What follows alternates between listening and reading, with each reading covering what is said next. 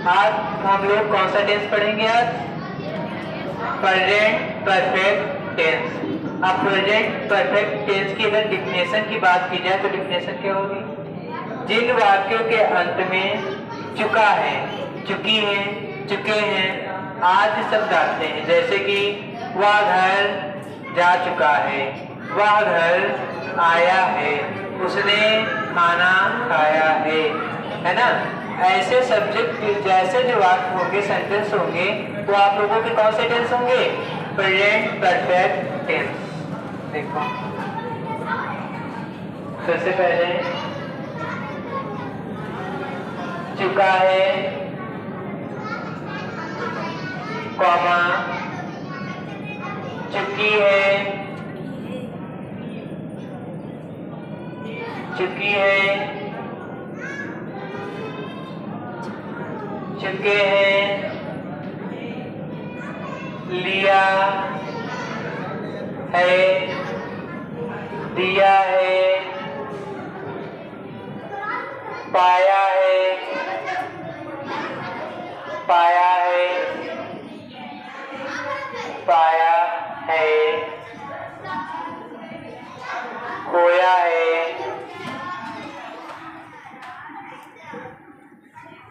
ऐसे आदि शब्द आ जाए, लिया है, दिया है, खाया है, पिया है, सुना है, सोया है, ऐसे आदि शब्द आ जाए, अनेक शब्द आ जाए, तो कौन सा टेंस हो जाता है आप लोगों का?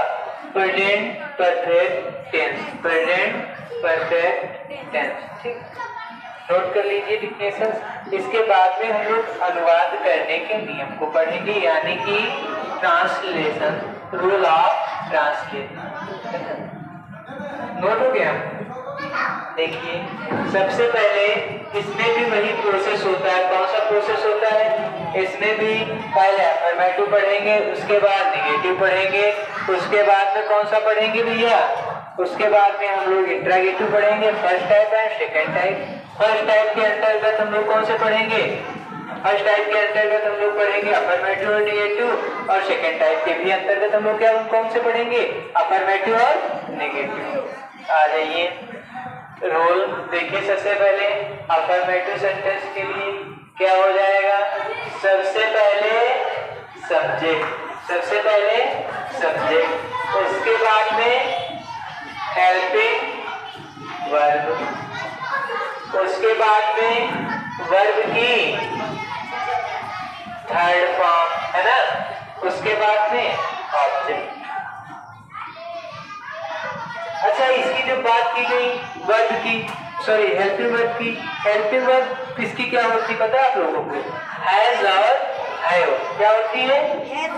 हेल्पिंग वर्ब क्या होती है इसकी?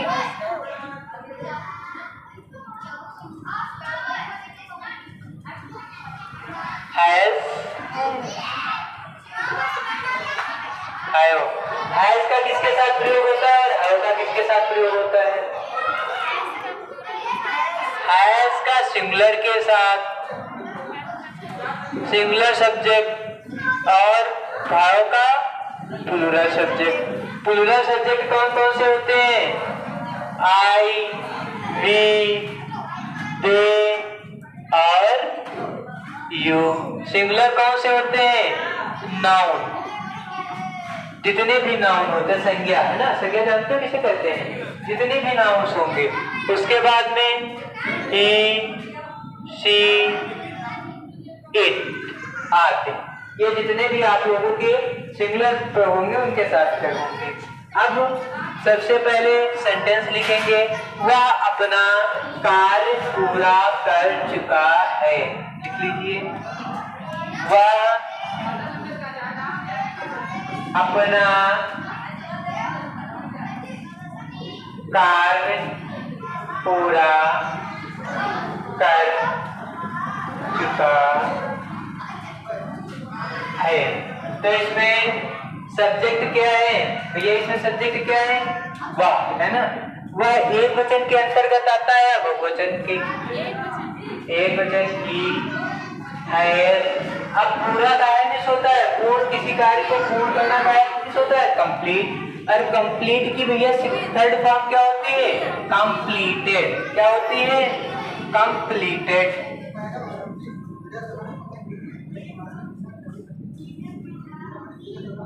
कंप्लीटेड। अब किसका काम कर चुका है? अपना। ही के साथ अपने की क्या प्रयोग होती है? हिज, है ना? लिख लीजिए कंप्लीटेड हिज वर्क। ओके। अब इसी का जो अगर आपका कौन सा हो जाए? निगेटिव सेंटेंस, यानी कि बीच में नहीं शब्द जुड़ा हो। कौन सा शब्द जुड़ा हो? बीच में नहीं शब्द जुड़ा हो। तो कैसे बनाएंगे? तो सबसे पहले निगेटिव सेंटेंस, सबसे पहले लिखेंगे सब्जेक्ट, उसके बाद में हेल्पिंग वर्ब, उसके बाद में हेल्पिंग वर्ब के बाद में क्या? नॉट, तो उसके बाद में भैया वर्ब की थर्ड फॉर्म और लास्ट में ऑब्जेक्ट। अब इसके बाद में अगर बात की जाए किसी भी इसके निगेटिव सेंटेंस की बात की जाए तो आप लिख सकते हैं वह अपना कार्य पूरा नहीं कर चुका था, सॉरी चुका है, वह अपना कार्य पूरा नहीं कर चुका है, वह अपना कार्य पूरा नहीं कर चुका है। अब ये कैसा हो गया आपका? नेगेटिव सेंटेंस हो गया ना। अब नेगेटिव सेंटेंस में क्या होता है? देखिए इसमें सबसे पहले सब्जेक्ट लिखेंगे। सब्जेक्ट क्या है? एक वचन या बहुवचन? एक वचन है ना, ही, हैव, उसके बाद में नॉट, उसके बाद में कंप्लीटेड, और किसका वर्क कर रहा है? अपना, इस वर्क। ओके। अब इसके बाद में हम लोग इसके कौन से टेंस की बात करेंगे? इंट्रागेटिव सेंटेंस की। कौन सी बात करेंगे? इंट्रागेटिव सेंटेंस की, जिसमें इंट्रागेटिव फर्स्ट टाइप के हम लोग सेंटेंस पढ़ते हैं। देखिए फर्स्ट टाइप इंट्रागेटिव का affirmative sentence, interrogative affirmative sentence. Okay. तो इसमें सबसे पहले क्या हो जाएगा? हेल्पिंग वर्ब, हेल्पिंग वर्ब भैया, उसके बाद में सब्जेक्ट, उसके बाद में वर्ब की थर्ड फॉर्म, उसके बाद में ऑब्जेक्ट, उसके बाद में दशवाचक वर्ब। कब लिख लेंगे?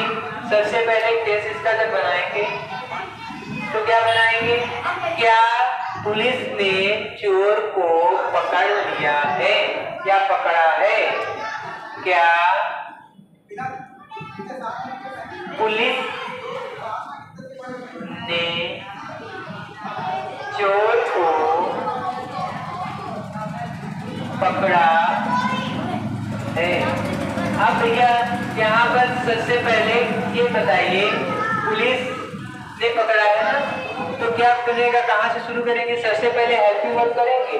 अब पुलिस एक ऐसा शब्द है, ना ही एक वचन होता है, ना ही बहुवचन होता है, ना ही स्त्रीलिंग होता है, ना ही पुल्लिंग होता है, लेकिन यहाँ पर उसने चोरों को नहीं पकड़ा है, चोर को पकड़ा है ना। एक चोर को पकड़ा है तो भैया जाहिर सी बात है एक ही पुलिस वाला गया होगा, तो इसलिए क्या लगाएंगे? एक वचन लेकर चलेंगे, है ना। पुलिस एक ऐसा शब्द है, कॉमन शब्द वर्ड है, जिसमें ना ही पता चल पाता है जेंडर किस जेंडर में है, स्त्रीलिंग है या पुल्लिंग। मतलब कि पुलिस वाला जो है, यानी कि पुलिस है, वो लड़की है या लड़का है ना।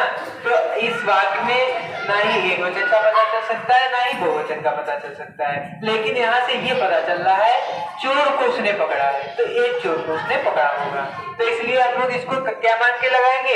एक वचन। तो हैज, उसके बाद में हैज के बाद में भैया क्या लिखेंगे? The police. अब इसमें पुलिस सीधा नहीं लगाएंगे, क्योंकि इसमें आर्टिकल जोड़ लेंगे द पुलिस।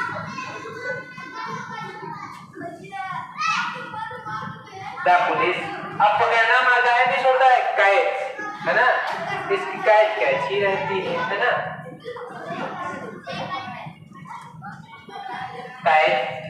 कैच हो गया। उसके बाद में किसको पकड़ लिया है? चोर को, द थीव्स,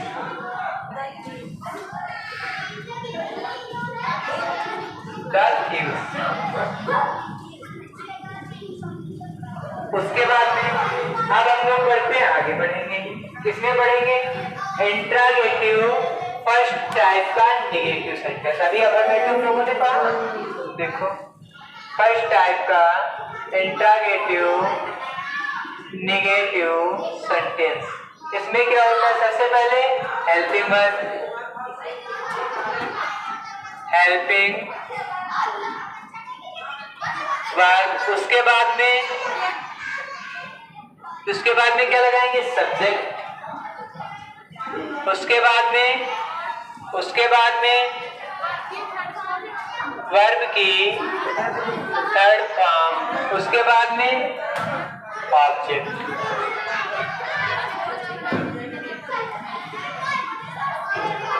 उसके बाद में क्वेश्चन मार्क। अब इसके बाद जो है इसका एग्जाम्पल लिखेंगे। क्या लिखेंगे? एग्जाम्पल। तो ये कह सकते हैं, क्या आपने पढ़ाई कर ली है ना? क्या आपने पढ़ाई नहीं कर ली? लिखेंगे क्या आपने पढ़ाई नहीं कर ली है। तो भैया इसमें सबसे पहले क्या हो जाएगा? Helping verb.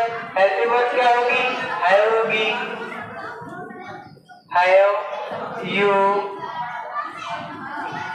नॉट। पढ़ाई का मिस होता है रीड, है ना? रीड है ना? यू हैव नॉट रीड, कर ली है ना? करना का मिस होता है, तो स्टडी कर ली है ना? पढ़ाई करना का मिस होता है रीड। उसके बाद में पढ़ाई कर ली है, have not done, do done है ना? पर कर ली, क्या कर ली? Study, STUDY, study. अब यहाँ पे डन इसलिए लगवाया गया क्योंकि कंप्लीटली पढ़ाई कर ली है ना? यहाँ पे जो है उसने पढ़ाई कर ली है पूरी। इसके बाद में सेकेंड टाइप की बात करेंगे, इंट्रागेटिव का अफर्मेटिव सेंटेंस सेकेंड टाइप में। इसमें क्या होता है? क्वेश्चन वर्ड अगर बीच में आ जाए, जैसे कि क्वेश्चन वर्ड कब, क्यों, कहाँ, कैसे। उसके बाद में हेल्पिंग वर्ब। उसके बाद में सब्जेक्ट। उसके बाद में वर्ब की थर्ड फॉर्म। उसके बाद में ऑब्जेक्ट। उसके बाद में क्वेश्चन वर्ड। उसके बाद में लास्ट में क्वेश्चन वर्ड। तो अब सबसे इसका जो बात करेंगे तो क्या लिखेंगे? इसका एग्जाम्पल लिखेंगे तो क्या लिख लेंगे? तुम्हारा मित्र कहाँ चला गया है। लिखेंगे तुम्हारा मित्र कहाँ चला गया है।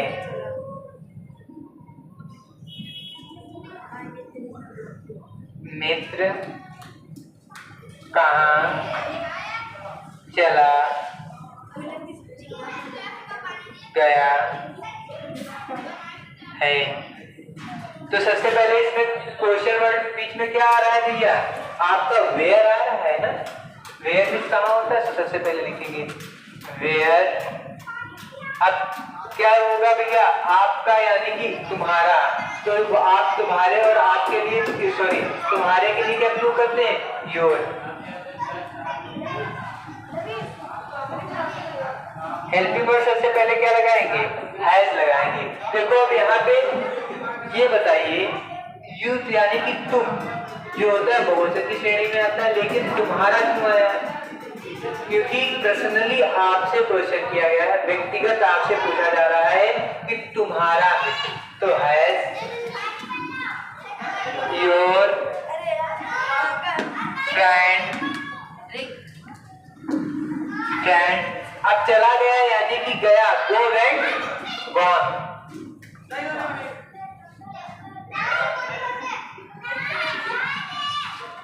क्वेश्चन मार्क लगा दें। उसके बाद में इसी का कौन सा हो जाएगा आपका? इंट्रागेटिव सेकेंड टाइप का इंट्रागेटिव नेगेटिव सेंटेंस। इसमें इसमें क्या होता है, सबसे पहले आपका क्वेश्चन वर्ड आता है, उसके बाद में क्या आता है भैया, हेल्पिंग वर्ब आती है। इधर आवाज आप लोगों की कैप्चर हो रही, ऑनलाइन पढ़ने वाले स्टूडेंट को दिक्कत होगी, आवाज बिल्कुल नहीं, अच्छे से पढ़ो, नहीं दिक्कत जा रही, कहीं कोई बात नहीं आ रही वो आप पूछ लो, लेकिन इसका मतलब ये नहीं कि आप लोग आवाज करो, है ना, आवाज नहीं करोगे। उसके बाद में हेल्पिंग वर्ब, उसके बाद में सब्जेक्ट, उसके बाद में नॉट, उसके बाद में वर्ब की थर्ड फॉर्म, उसके बाद में ऑब्जेक्ट, उसके बाद में। अब इसके जो अगर बात की जाए तो इसका जो एग्जाम्पल पढ़ा जाए तो एग्जाम्पल इसका पढ़ सकते हैं, उसने मुझे क्यों नहीं बुलाया है, उसने मुझे क्यों नहीं बुलाया है ना। तो अब भैया इसको ट्रांसलेट करेंगे तो क्या हो जाएगा, सबसे पहले वाई, उसके बाद में हेल्पिंग वर्ब हैज, उसके बाद में ही, उसके बाद में नॉट, उसके बाद में बुलाना का है होता है, काल में बुलाना या पुकारना, इसका क्या लग जाएगा, कार्ड। अब मुझे यानी कि मी, ये समझ में आया, इतना समझ में आया, आप लोगों को समझ में आया भैया। जो भी कोई दिक्कत होगी वो आप लोग कमेंट के माध्यम से आप लोग हम तक साझा कर दोगे, जो चीज नहीं समझ में आए, जो वर्ड ना समझ में आए। ऑनलाइन वाले स्टूडेंट के लिए भी यही है, आप लोग जिस भी सब्जेक्ट का कोई भी क्वेश्चन, कोई भी डाउट कमेंट करके पूछते हैं, वो आपको अगले दिन आपको प्रोवाइड करा दिया जाएगा। अगर अगले दिन नहीं हो पा रहा है, किसी कारणवश कहीं बाहर हैं या नहीं हो पा रहा है, तो आप लोगों को उसके अगले दिन हर हाल में आप लोगों को प्रोवाइड करा दिया जाएगा। और बहुत ही जल्द जूम ऐप पर भी ऑनलाइन क्लासेस चलने जा रही हैं। जितने भी सेंटेंस, जितने भी चैप्टर पढ़ाए जाते हैं, सभी की PDF कंप्लीटेड है। इसलिए आप लोग सबसे पहले चैनल को सब्सक्राइब करेंगे, उसके बाद में अपने मित्रों के साथ जो यूपी बोर्ड की तैयारी कर रहे हैं उनके साथ जरूर शेयर करेंगे। जय हिंद, जय भारत।